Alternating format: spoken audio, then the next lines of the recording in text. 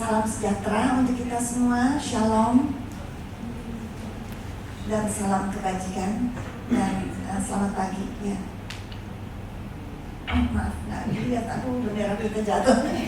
Ya, terima kasih saya sudah dipilih untuk Pak Duta Besar Mary, Ibu Wakil Dekan. Terima kasih atas kesempatan ini dan tentu juga kepada Foreign Policy Community of Indonesia di bawah dari yang didirikan oleh Pak Dino Patijalal ya. Di sini kita lihat bahwa ada berbagai disiplin ilmu dalam Foreign Policy Community ini dan juga audiensnya dari SMA. Baik, saya berada di sini mungkin berawal dari saya menulis sebuah artikel yang diterbitkan oleh CSIS tahun lalu dalam bahasa Inggris, yaitu ada satu edisi khusus mengenai foreign policy atau politik luar negeri Indonesia yang bebas dan aktif, dan itu dalam bidang research di CSIS ingin mencari tahu sebetulnya kenapa sampai politik luar negeri Indonesia itu bebas dan aktif. Lalu Bung Hatta waktu itu berbicara di Badan Pekerja KNIP tahun 1948 dan pidatonya itu kemudian dikenal sebagai mendayung di antara dua karang. Itu ada di global dunia, kekuatan besar dunia ketika itu ada blok Amerika dan blok Rusia atau Soviet ya.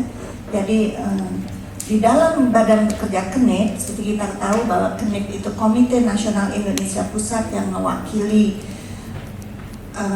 perwakilan-perwakilan aliran politik golongan yang berfungsi sebagai legislatif atau DPR, di mana negeri kita waktu itu baru saja berusia periode revolusi fisik, berusia tahun 48 berusia 3 tahun, maka perwakilan-perwakilan itu dikumpulkan tahun 45. Ada Perdana Menteri. Perdana Menteri pertama Republik Indonesia adalah Perdana Menteri Syahrir. Jadi kabinetnya presidensial, Soekarno dan Hatta sebagai kepala eksekutif yang aktif, tetapi harus ada Perdana Menteri yang membawahi aliran-aliran politik perwakilan golongan. Ini juga sebetulnya Bung Hatta juga ketika Indonesia baru merdeka dirasakan perlu bahwa unsur-unsur politik dan aliran di negeri kita itu ada perwakilannya supaya bisa terselenggara pembagian kekuasaan yang demokratis. Jadi karena dunia ketika itu menganggap bahwa Indonesia itu adalah negara boneka buatan Jepang, sedangkan Jepang berada di Indonesia dari tahun 42-45 itu melakukan fasisme militer, pendudukan militer ke hampir seluruh Asia. Jadi artinya Thailand saja yang tidak diduduki, tetapi negara-negara lain di Asia itu diduduki oleh Jepang. Dan kemudian ketika Perang Dunia Kedua selesai, lalu pemenang perang dalam hal ini Sekutu melihat dengan suatu keberhati-hatian dan mengatakan bahwa Indonesia ini mengikuti pola Jepang atau apa. Bung Hatta waktu itu mengeluarkan maklumat wakil presiden. Terpaksa saya bicara kilas balik sejarah seperti ini ya, supaya tahu hubungan dalam negeri dan luar negeri. Jadi mengeluarkan maklumat 16 Oktober 1945, yaitu bahwa aliran-aliran politik itu semua ada perwakilannya dan itu dibentuk menjadi Badan Pekerja KNIP berfungsi sebagai DPR yang sekarang kita kenal DPR, perwakilan rakyat.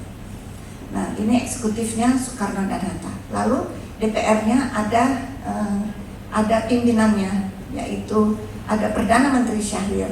Jadi ada kabinet yang bekerja. Itu kilas baliknya. Nah, mendayung dua karang itu tahun 48 untuk menegaskan bahwa sebetulnya Indonesia itu tidak ke sana tidak ke sini, tapi Indonesia mempunyai suatu ramuannya sendiri, satu jati diri dan ketetapannya sendiri, karena Indonesia tahu apa yang dibutuhkan oleh Indonesia, oleh Republik ini dan juga oleh bangsa ini. Oleh karena itu kepada Badan Pekerja KNIP, Bung Hatta membacakan itu polisinya, yaitu mendayung di antara dua karang, berarti active, independent and active policy, foreign policy. Jadi bersikap jiwa merdeka, mempunyai inisiatif untuk bergerak, tapi untuk perdamaian dunia, dan juga tidak ke sana tidak ke sini. Nah, waktu tulisan saya untuk CSIS itu memang ditanyakan apa sih yang melatar belakang, kenapa kok Hatta bisa berpikir seperti itu, ada faktor nggak? Nah, saya sebagai boleh dibilang ini saya sebagai apa ya? Kalau dalam sejarah itu apa ya namanya, narasumber ya. Ini narasumber utama Muhammad Hatta, dan saya anaknya. Selama 24 tahun saya mengenal beliau, kemudian beliau meninggal tahun 1980. Jadi saya juga termasuk sumber primer ya. Jadi sebagai mahasiswa FISIP UI, waktu itu saya ambil studi politik dan pemerintahan Indonesia. Tapi Bung Hatta waktu itu bilang kepada saya, Bung Hatta sebagai bapak kepada saya anaknya, tulis paper saya yang pertama di FISIP adalah mengenai pembagian kekuasaan ya. Jadi saya juga melihat apa sih jalan pikiran atau cara hidupnya Bung Hatta, cara pikirnya dan penulisannya. Mungkin kita start dengan slide pertama, saya bacakan saja. Jadi bahwa bersikap independen, merdeka, berjiwa merdeka, dan juga aktif untuk menyelenggarakan perdamaian dunia, itu adalah mungkin obsesi atau suatu sosialisasi dari masa kecil Bung Hatta. Kepingin agar bangsa Indonesia bermartabat dan setara dengan bangsa-bangsa lain di dunia. Jadi ketika Bung Hatta masih kecil, 6 tahun usianya, itu di kota Bukit Tinggi, ia menyaksikan bahwa kenalan dari keluarganya, Ayub Rais, itu diborgol tangannya dan dibawa ke Padang untuk dipenjara. Setelah beberapa waktu dilepas dari penjara karena memang tidak ada kesalahan. Tetapi ketika ia diborgol, dan itu oleh pemerintah kolonial Hindia Belanda ketika itu, ketika diborgol dikatakan bahwa Ayub ini atau Rais ini adalah Ayub Rais atau ayahnya masih keluarga, masih kenalan dekat dari keluarga Bung Hatta. Disebutnya bahwa ia terlibat perang Kamang.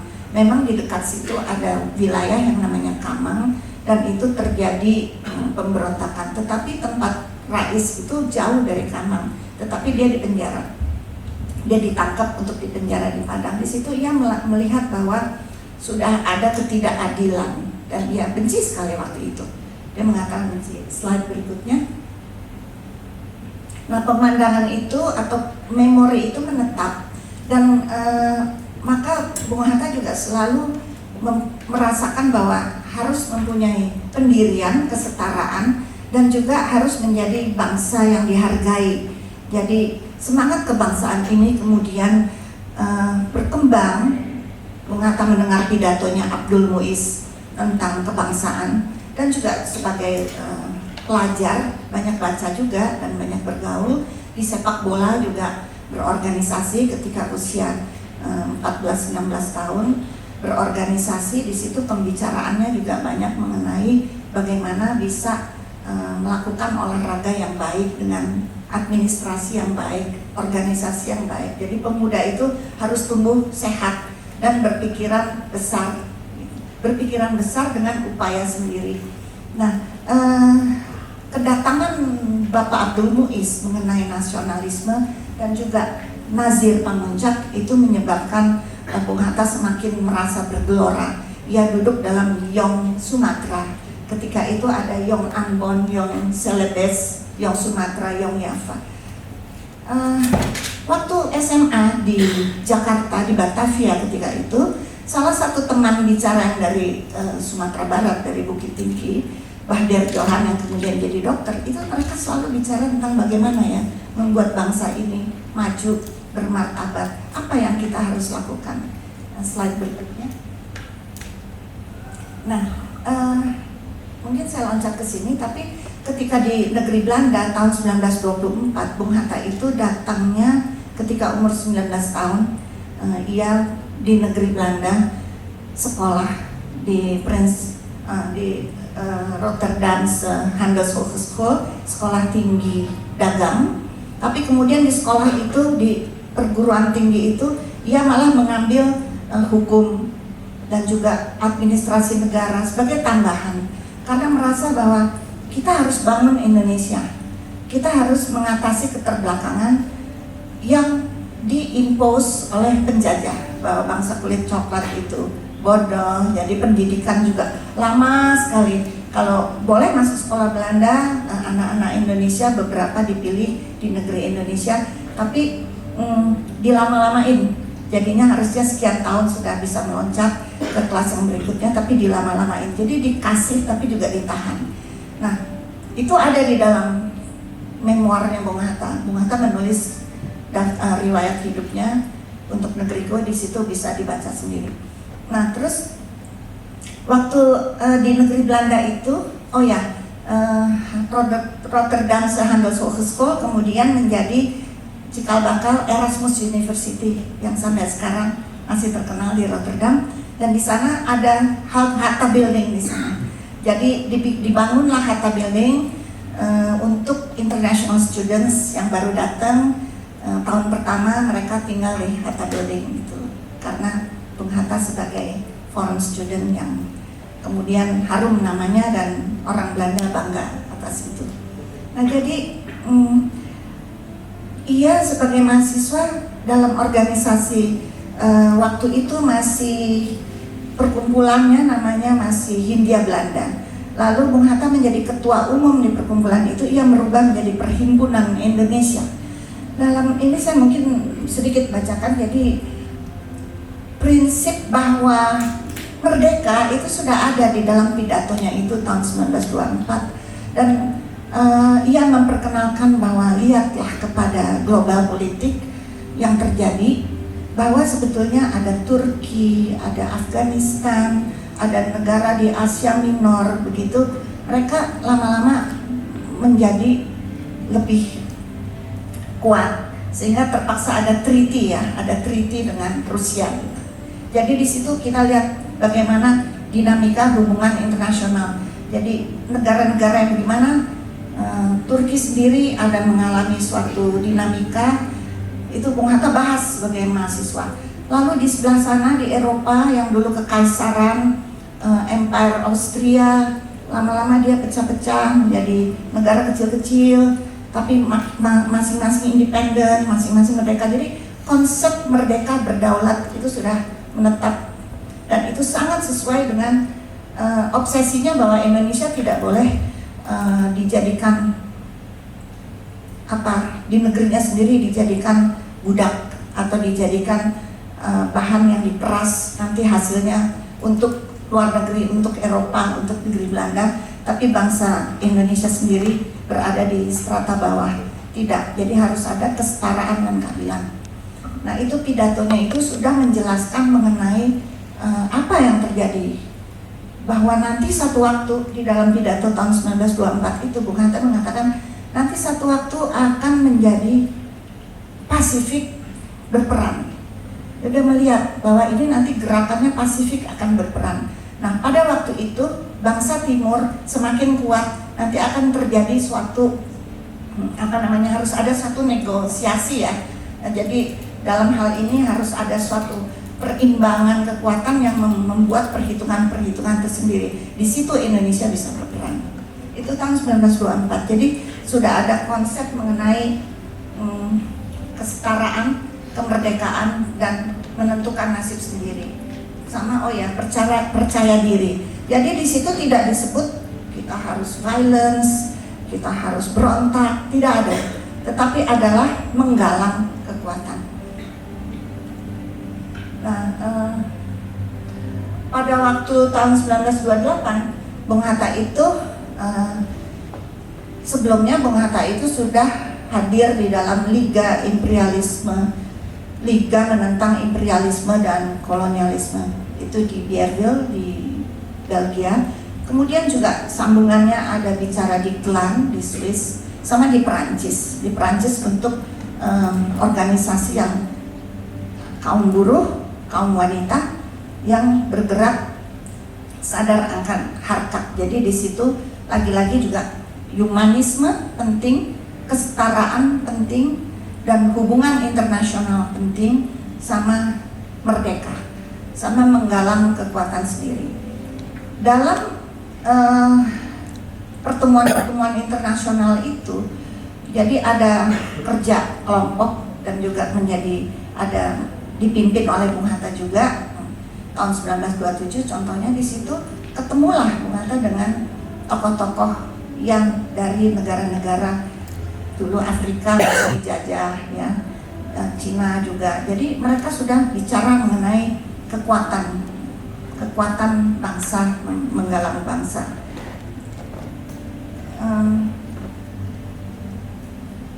Lalu ditangkap karena dianggap bahwa itu berbahaya, dibilang menghasut, tapi tidak, itu bukan menghasut, itu adalah suatu pikiran yang logis dari bangsa yang dijajah untuk menyatakan upayanya bagi kemerdekaan yang diraih dengan kekuatan sendiri.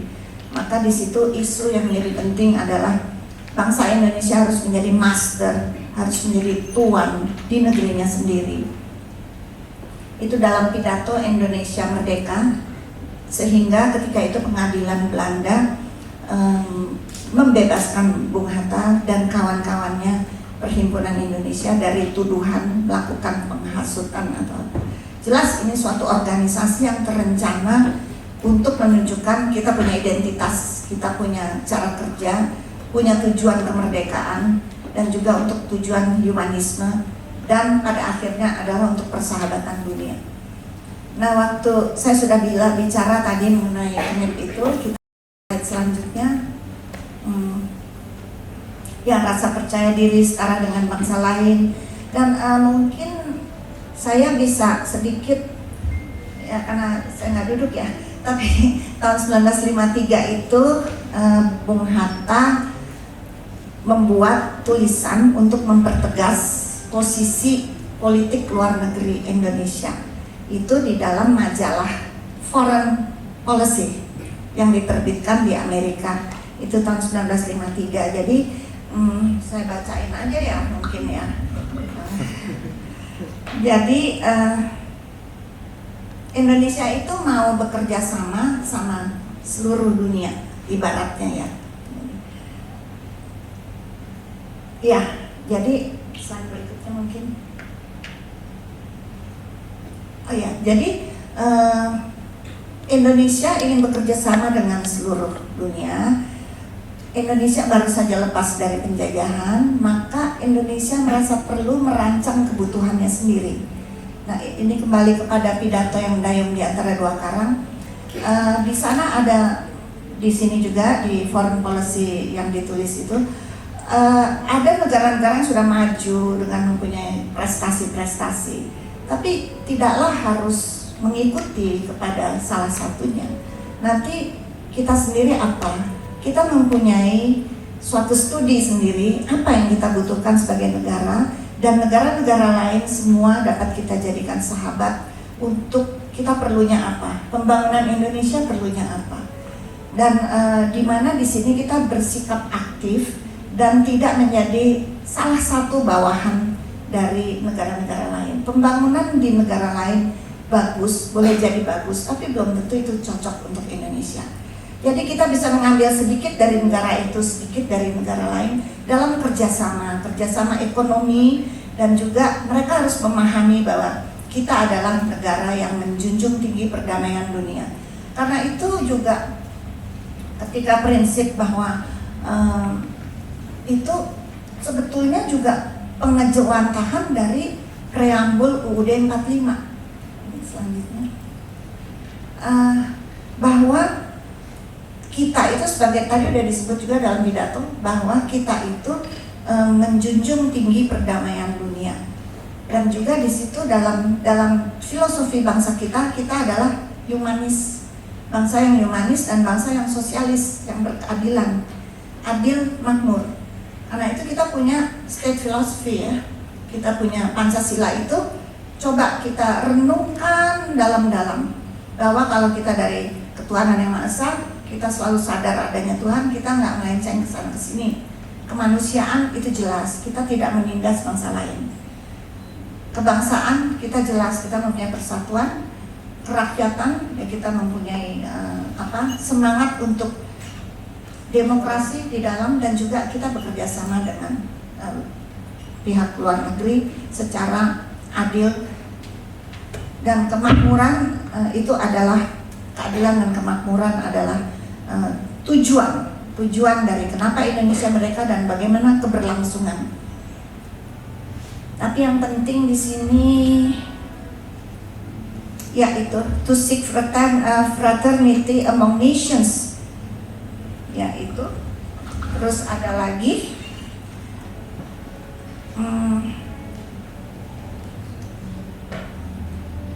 foreign policy has short term and long term. Ada jangka pendek, ada jangka panjang. Ya, yang saya bilang aja, those affecting Indonesia's particular interest in those connected with international tensions capable of affecting the peace of the world. Jadi Indonesia harus berupaya untuk menciptakan perdamaian dunia.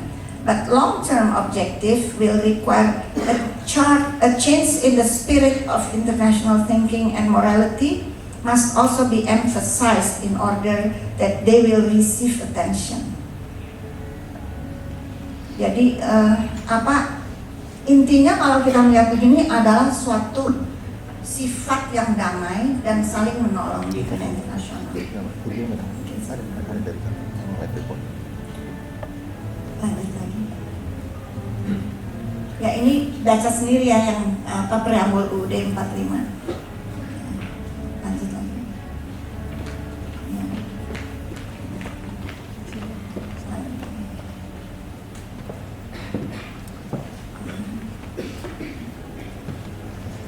Lanjut lagi. Jadi ini sebetulnya bisa dibaca nanti, saya nggak perlu menjelaskan. Tapi intinya adalah kita mempunyai sikap yang damai, kita yang ikut berperan dalam ketertiban dunia. Dengan demikian kita menghapus dari perasaan yang ditinggalkan, atau stigma yang ditinggalkan, atau sejarah yang membuat sepertinya Indonesia itu inferior atau rendah. Tidak, itu semua sudah dihapus. Jadi politik luar negeri Indonesia bebas dan aktif itu menunjukkan bahwa Indonesia setara dengan bangsa lain. Indonesia mempunyai keputusannya didasarkan pada filosofi dan ketetapan visi dan misi Indonesia, bahwa Indonesia adalah bangsa yang menciptakan perdamaian dunia dan tidak menyukai penindasan di atas bumi. Dan untuk itu Indonesia mempunyai peran-perannya. Dan oleh karena itu negosiasi diplomasi bisa dikembangkan berdasarkan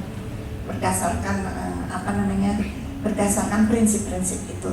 Saya rasa yang lainnya bisa ya ini kalau di sini saya sebutkan bahwa ketika Indonesia itu menyatakan kemerdekaan itu sudah bersifat strategis, yaitu hal-hal yang mengenai pemindahan kekuasaan dan lain-lain diselenggarakan dengan cara seksama dan dalam tempo yang sesingkat-singkatnya.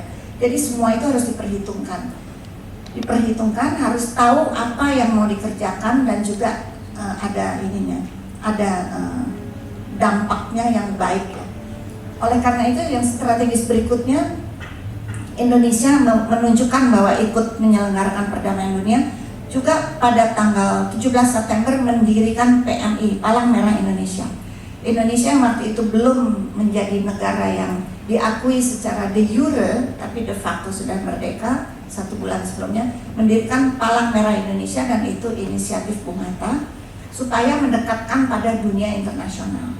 Sementara kita juga melihat bahwa ada konferensi atau ada komite 3 negara yang untuk membantu Indonesia menuju kepada pengakuan legal dari dunia internasional. Jadi hal-hal yang strategis itu sudah sudah diperhitungkan juga dengan prinsip bahwa kita tidak berkait dengan siapapun, kita menciptakan perdamaian dunia, dan kita mempunyai seni dalam berdiplomasi untuk tetap pada jalur yang disebutkan bebas dan aktif. Saya rasa nanti detailnya bisa kita tergantung bacaan yang ada. Jadi karena Bung Hatta banyak sekali menulis, nanti bisa dicari sendiri tulisan-tulisannya. Lebih kurangnya mohon maaf. Terima kasih atas kesempatan ini.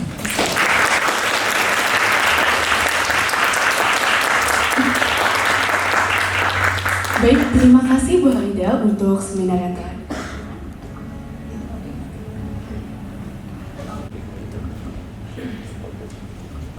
Ya, jadi untuk pemuda masa kini yang penting seperti kalau kita lihat tadi Bung Hatta dalam mau menganalisa persoalan di negerinya yang waktu itu belum merdeka sebagai student, dia melihat kepada sejarah dunia.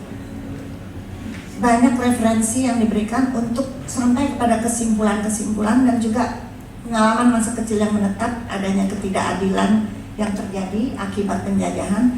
Lalu ini yang harus diselesaikan, yang harus diatasi. Maka untuk pemuda sekarang ya juga begitu, perlu melihat bahwa kita tidak perlu mengganti filosofi negara kita. Karena beberapa bulan yang lalu, bulan Mei, saya mendapat kabar mengenai hasil riset yang diadakan, mengatakan anak-anak muda mengatakan kalau Pancasila diganti juga nggak apa-apa. Gitu. Nah, dalam hal ini sudah berasa atau belum Pancasila itu apa? Jangan dipersamakan Pancasila, ini memang state philosophy ya, sebagai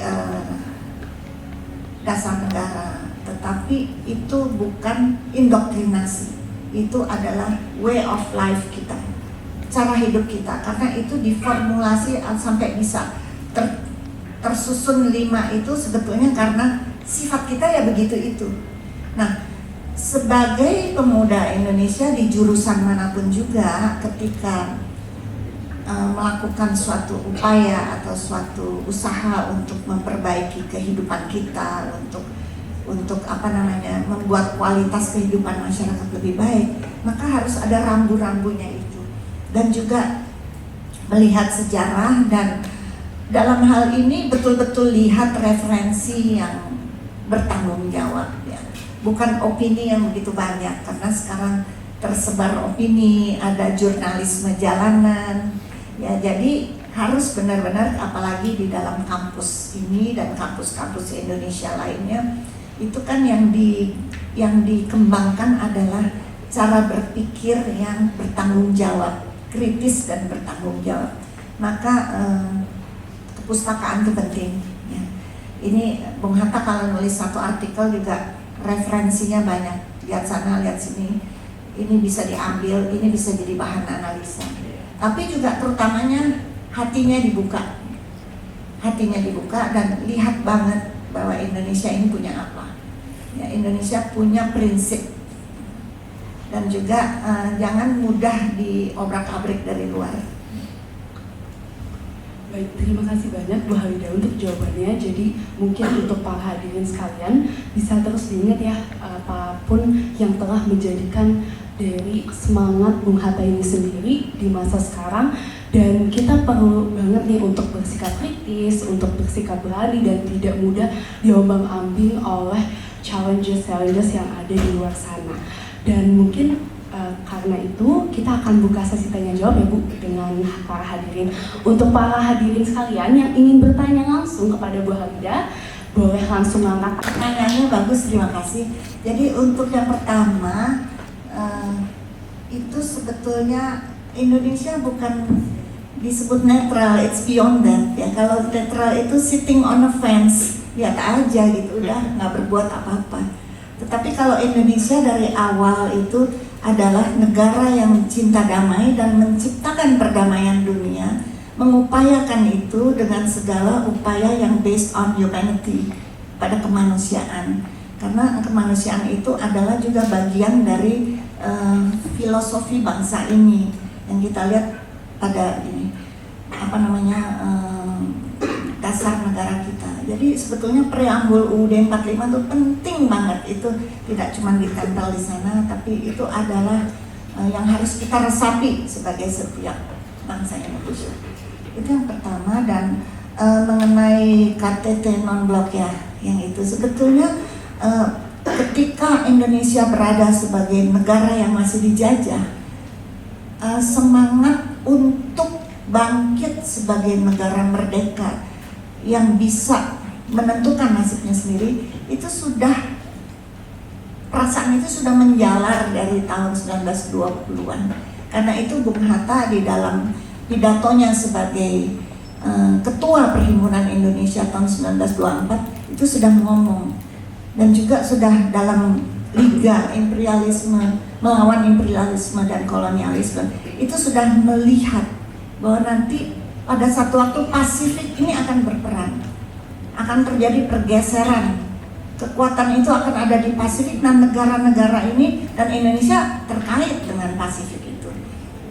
Jadi negara-negara yang dulu sudah disebut juga dalam tulisannya itu, dulu negara Tiongkok itu atau Cina dianggap apa sih gitu, direndahkan. Tapi lihat bahwa ini akan bangkit.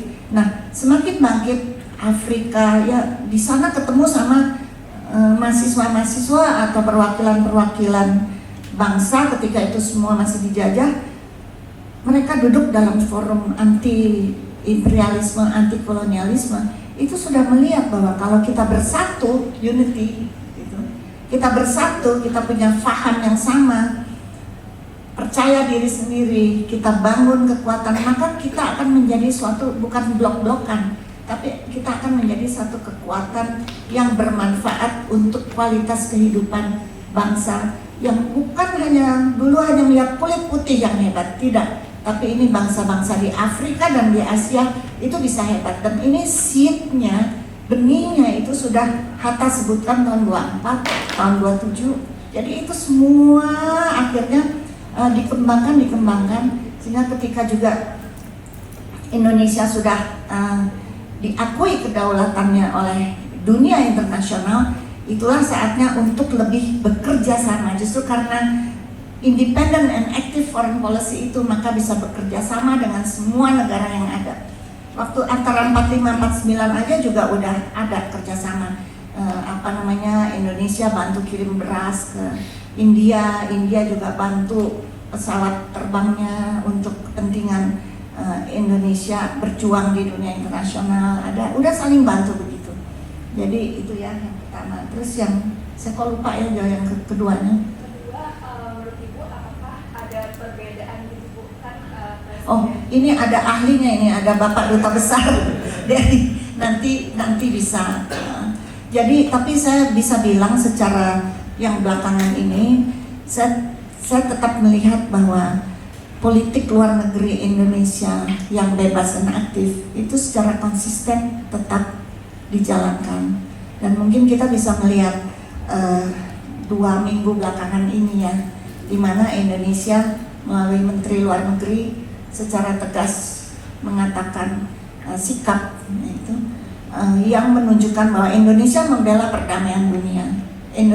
Indonesia tidak bisa bilang iya terhadap agresi, tidak bisa bilang iya terhadap kekerasan atau apa. Jadi dan Indonesia memberikan suatu sikap yang berdasarkan kepada kemanusiaan dan menciptakan perdamaian dunia. Pernyataan dari Menteri Luar Negeri sangat tegas ya di dalam Dewan Keamanan. Jadi ini juga menunjukkan Indonesia bagaimanapun kita tetap pada bebas dan aktif. Tapi ahlinya ada di sini, ada Bapak Duta Besar Dery ya, nanti bisa. Baik, terima kasih Bu Halida untuk jawabannya, dan terima kasih juga mengucapkan sesuatu bisa dicernanya agak berbeda, bukan. Sebetulnya bangsa Indonesia nggak pernah bodoh ya, nggak pernah kurang. Tetapi ketika penjajahan itu mereka memberikan pembatasan sehingga Indonesia itu, bangsa Indonesia itu dianggapnya kurang atau lambat atau apa. Tentu kita mempunyai kelebihan dan kekurangan di negeri ini ya. sebagai bangsa. Karena itu ada bukunya Profesor Kuncharaningrat juga, ya, kebudayaan, mentalitas, dan pembangunan. Ini kita semua harus baca. Jadi apa kelebihan kita, apa kekurangan kita. Nah jadi penjajahan itu sendiri waktu Hindia Belanda itu membuat kita terlihat seperti bodoh atau dianggap bodoh. Karena mereka butuhnya kita itu sebagai tenaga untuk mengolah bumi, mengolah tambang, untuk hasilnya dibawa ke negeri Belanda. Jadi negeri Belanda membangunnya banyak sekali dengan kekayaan alam dan kekayaan buruh. Jadi kita sebagai student nggak cuma buku cetak, tapi kita juga bacalah novel-novel juga. Salah satu novel yang terbit itu Ratapan Sanggiri di Periplus, saya rasa udah keluar dalam bahasa Inggrisnya. Itu ditulis oleh Isna, dia anaknya almarhum Dr. Sujatmoko. Jadi Ratapan Sanggiri itu mengenai bagaimana orang Jawa itu dibawa sampai ke Afrika Selatan dan dia nggak tahu dia dibawa kemana. Karena apa? Dia miskin sekali, jadi miskin jadi susah. Udah jadi rakyat, suruh kerja buruh, terus udah gitu bayar pajak, ya. Lalu ada dulu zaman Belanda ada punal sanksi. Jadi kalau nggak bisa begini, nggak bisa begitu, perkebunan dihukumnya adalah dijadikan budak di luar negeri. Makanya ada orang Indonesia di Madagaskar, di Suriname, dan di Afrika Selatan. Itu kita nggak tahu karena kita waktu belajar sejarah cuma yang utama-utama aja. Tapi karena itu kita perlu baca novel, kita harus gali banyak tulisan-tulisan di koran-koran lama, di publication yang banyak gitu ya, yang tidak dalam mainstream tapi itu sangat memperkaya ini kita. Jadi dianggapnya orang kita bodoh tapi tidak bodoh. Nanti saya kasih buku satu itu memoirnya Bung Hatta ya. Di situ Bung Hatta nulis bahwa anak-anak Indonesia sebetulnya pintar, tapi kesempatan belajarnya itu suka ditahan-tahan. Ya.